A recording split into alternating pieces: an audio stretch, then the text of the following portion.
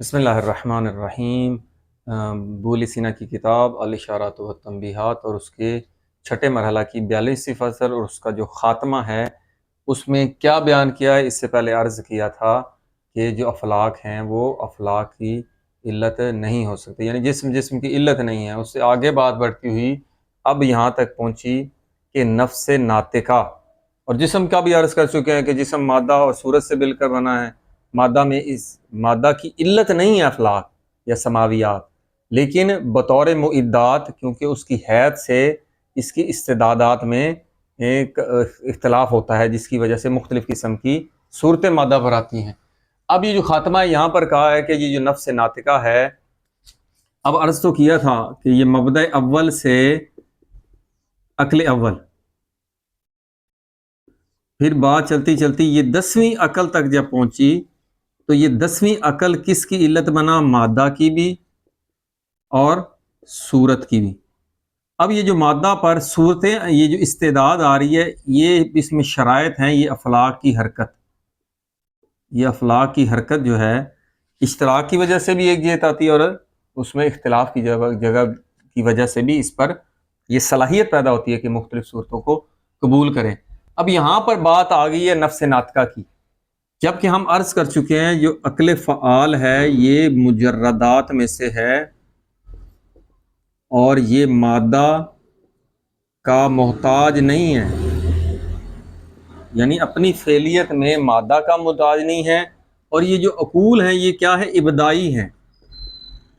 ابتدائی سے مراد کیا ہے کہ یک لخت ہوئی ہیں، اور جو یک لخت ہوتی ہیں وہ بالفعل ہوتی ہیں، تو وہ بالقوہ ہیں ہی نہیں۔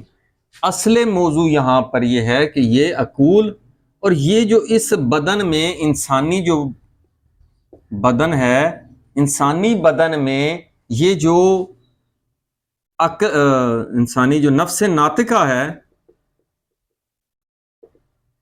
اس کی بات ہو رہی ہے۔ جب یہ بالفعل ہیں، بدن اور بدنیات کی محتاج نہیں ہیں، تو پھر کیا یہ نفس ناطقہ بدن و بدنیات کا محتاج ہے؟ تو یہ جو نفس ناطقہ ہوتا ہے یہ ہوتا بالفعل ہے، لیکن جب اس بدن سے تعلق ہوتا ہے تو اپنے افعال کا اظہار کرنے کے لیے اس انسانی بدنی آلات کا یہ محتاج ہوتا ہے، کیونکہ بدن کے ساتھ ربط ہے اور بدنی آلات کے ذریعے سے اپنے افعال کو ظاہر کرتا ہے۔ تو یوں سمجھ لیں کہ یہ جو عقول ہیں یہ کلی اور بالفعل ہیں، یہ جزئی ہے عقل، اور یہ آلات بدنی کی محتاج ہوتی ہے، یہ محتاج نہیں ہوتی۔ یہ ایک سادہ سی بات، کیونکہ فخر الدین رازی نے کچھ اشکالات کیے ہیں، لیکن وہ اشکالات جو ہیں وہ اس کی حقیقت کو نہ سمجھنے کی وجہ سے ہیں۔ جب یہ بات کر لی متن ہے کہ وَإِنْدَ النَّاطِقَةِ یقف ترتب وجود الجواہر العقلیہ، کہ نفس ناطقہ کے پاس نفس ناطقہ کی بات ہو رہی ہے، تو وہ موقوف ہوتا ہے کس پر؟ یہ جو جواہر عقلیہ کے وجود کی ایک ترتیب ہے، یہ اس ترتیب سے کہ یہ عقول اس مرتبے میں پہنچتے ہیں کہ ایک جزئی عقل جو ہے وہ نفس اور بدن کے ساتھ ایک رابطہ کرے۔ وہ تو ڈائریکٹ ہوتی ہیں، ان میں تو یہ اس موقوف نہیں ہوتی کہ بدن کا محتاج ہو۔ وہی المحتاجت ہو، یہ نفس ناطقہ کیا ہوتی ہے؟ وہی المحتاجت ہو، یہ احتیاج رکھتی، اس میں احتیاج پائی جاتی ہے، محتاج ہے الاستکمال، اپنے کمال حاصل کرنے کے لیے۔ دیکھیں نا، نفس ناطقہ جب بدن سے منسلک ہوتی ہے، بچہ پیدا ہوتا ہے، اس بدن کے ذریعے سے اس عالم میں افعال سر انجام دے کر وہ کمال حاصل کرتا ہے۔ تو وہ کہتے ہیں یہ جو نفس ناطقہ محتاج ہے اپنے کمال کے لیے، کس کی محتاج ہے؟ بالآلات البدنیہ، ایک بدن، اس میں آنکھوں کے ذریعے دیکھتا ہے، کانوں کے ذریعے، ہاتھوں سے افعال سر انجام دیتا سارے۔ وما یلیہا، اور وہ چیزیں جو اس سے ملی ہوئی ہوتی ہیں، کہاں سے آتی ہیں؟ من الافاضات العالیہ، وہ عقول کے ادھر سے آتی ہیں، یعنی اس عقل کی طرف جو چیزیں آتی ہیں وہ ادھر سے آتی ہیں۔ جیسا کہ اگر تفصیل عرض کریں گے علم عرفان میں ہے کہ یہ روح کے جو مراتب ہیں، طبیعت کا مرتبہ ہے، نفس کا مرتبہ ہے، اس کے بعد قلب کا ہے، روح کا ہے، وہ مراتب جو افاضہ ہوتا ہے وہ عقل سے ہوتا ہے اس نفس ناطقہ پر۔ وہاں جملہ وہ کہتا ہے یہ جو ہم نے بات کی گی یہ سب کی سب ان اوردناہا علی سبیل الاختصاص، ہم نے بڑی مختصر اختصاص کے ساتھ اس کو بیان کیا ہے، لیکن یہ بڑی تفسیر کی محتاج ہیں۔ کیسے یہ نفس ناطقہ مجرد شے ہے، کیسے ایک بدن کے ساتھ رابطہ کرتی ہے؟ ویسے جسم کی آپ دیکھیں، جسم جو مٹیریل ہے، مادہ ہے، حرکت ہی نہیں ہے، اس سے کیسے ایک انسانی بدن بن گیا، تو یہ ایک تفصیل کی محتاج ہے. یہ ہم کچھ کسی حد تک ہم نے پچھلے مباحث میں عرض کیا تھا کہ جیسے بیج ہے وہ زمینی چیزیں لیتا ہے، پھر وہ اس سے کیا چیز ہے جو اس کو گروتھ دے رہی ہے، وہ بیج کی بیجیت ہے، اس کی جو صورت ہے وہ صورت نفس نباتیہ کی وجہ سے آئی ہے. وہ ترقی کرتے کرتے پھر اس مقام پر پہنچتی ہے کہ نفس حیوانی اس کے ساتھ ربط قائم کرتا ہے، پھر مزید ترقی کرتے کرتے اس مقام پر پہنچتی ہے کہ اس کے ساتھ نفس ناطقہ ایک رابطہ کرتا ہے. بہرحال تو وہ کہتا ہے فَإِن تَأَمَّلَ کا، تو اگر تو تأمل کرے کس چیز پر، ما اوتیتا، جو تجھے عطا کی گئی ہے، من الاصول، جو بدیہیات میں سے، جو کلیات میں سے جو چیزیں تجھے عطا کر دی گئی ہیں، عقلی قوانین، تو وہ اگر تو اس میں تأمل کرے گا، غور و فکر کرے گا، یا ہدی کا، تو وہ تیری ہدایت کرے گی، سبیلا تحقق ہے، اس چیز کے تحقق میں، وقوع میں، اس کے سیدھے راستے کی طرف وہ تیری ہدایت کریں گے اگر تو تأمل کرے گا ان اصولوں پر. کس چیز کے تحقق میں؟ من طریق البرہان، لیکن برہانی طریقے سے. تو یہ واضح، یہ بنیادی بات یہی ہے جو اس ابو علی سینا نے اس متن میں لکھی ہے، لیکن انتہائی اختصار کے ساتھ. اب جو اشکالات کیے ہیں وہ ان اشکالات کو یہاں پر دیکھ لیتے ہیں. فخر الدین رازی نے جو پہلا اشکال کیا ہے، اس نے کہا ہے کہ یہ جو آپ یہ مادہ ہے، انسانی مادہ کر لیں، مٹیریل، بدن، وہ کہتا ہے اس میں جو استعدادات پائی جاتی ہیں، یا اگر تو آدمی ہے،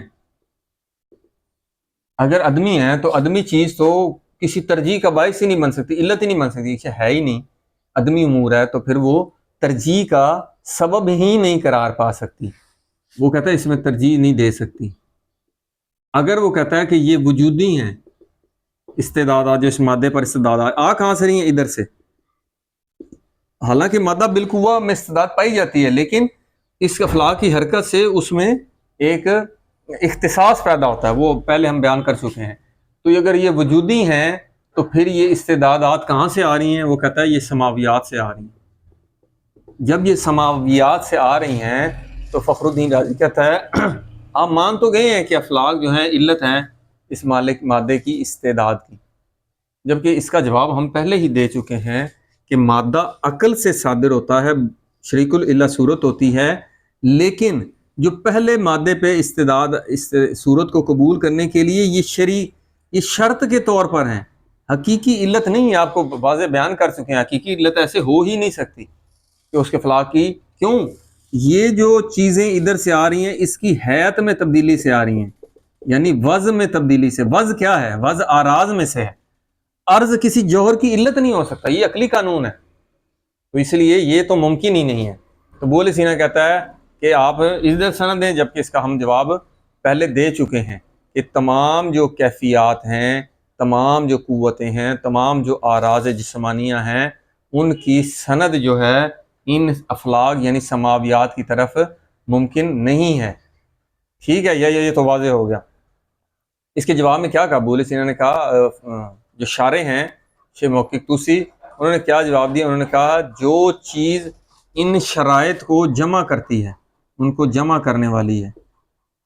اب دیکھیں نا، صورت ہے وہ ان شرائط، یہ شرائط کو جمع کرتی ہے، اس کی جامع ہے.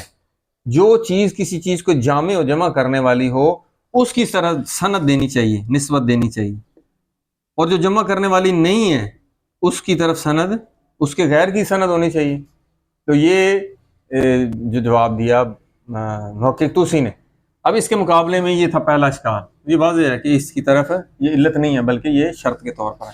دوسرا جو فخر الدین رازی نے اشکال کیا، یہ اشکال ویسے عمومی ان کے جوابات پہلے آ چکے ہیں کہ یہ جو صور اور عقل سے آپ کہتے ہیں کہ یہ صورتیں جو نفس ناطقہ سے عقل سے نفس ناطقہ پر یہ صورتیں آ رہی ہیں، یہ جو صورتوں کا آنا، دوسرے الفاظ میں بھی یہ کہہ سکتے ہیں کہ یہ صورت تو مادہ پر آتی ہے، لیکن مادہ اور صورت کے ملنے سے جسم اس حالت میں ہوتا ہے کہ وہ عقول سے آنے والی صورتوں کو قبول کرتا ہے.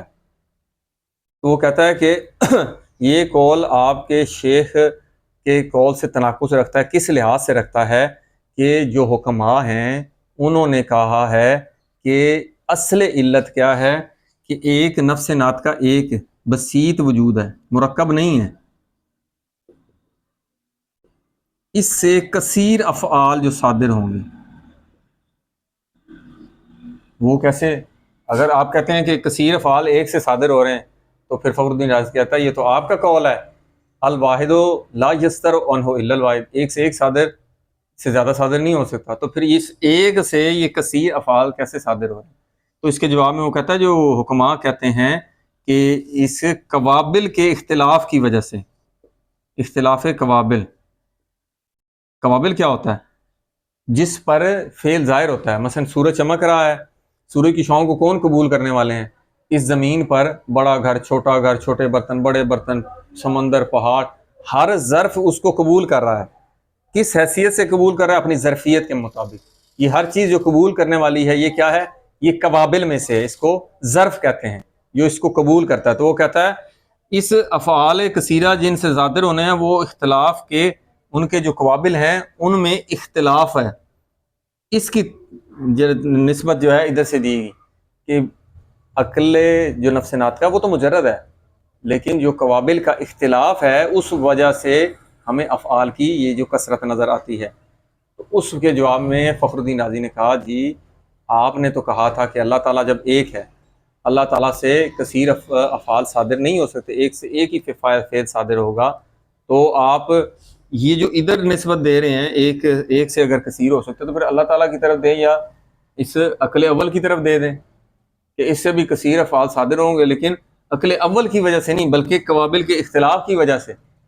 تو اس کے جواب میں کیا کہا ابو علیہ سینا نے یا محقق شیخ طوسی نے کہا ہے کہ یہ جو قوابل کا جو اختلاف ہے یہ فاعل کے لیے سبب نہیں ہے، فاعل کے لیے سبب ہم قرار نہیں دے رہے کہ یہ جو اختلاف قوابل ہے یہ فاعل کے لیے سبب بن رہا ہے، یہ سبب حقیقی نہیں ہے کہ اس سے افعال کثیرہ ان کی اختلاف قوابل کی وجہ سے افعال کثیرہ صادر ہو رہے ہیں، بلکہ یہ جو اختلاف قوابل ہے یہ کس کے لیے سبب ہوتا ہے؟ یہ مادے کے سے، کہ اس مادی مٹیریل سے جو افعال صادر ہونے ہیں، نہ کہ نفس ناطقہ سے افعال جو صادر ہیں بلکہ مادہ کے افعال، ان کے لیے یہ اختلاف قوابل جو ہے یہ سبب بنتا ہے یا علت بنتا ہے۔